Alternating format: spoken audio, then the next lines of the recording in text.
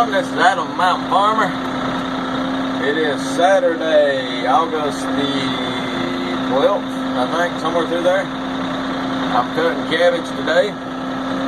I had to go to the concrete jungle for 3 days this week for work, and I've gotten behind. I've got a big order going out Monday night. I've got to get it cut, but that's what we're doing today. We're trying to get quite a bit of green cabbage cut. Moving slow for some reason, and I've got to get this cut, and then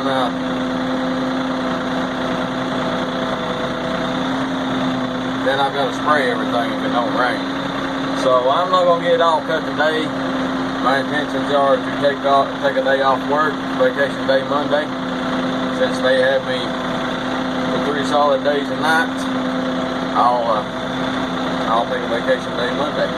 But until next time, this has been Adam, Mountain Farmer. Take care of yourself. See you later. Bye.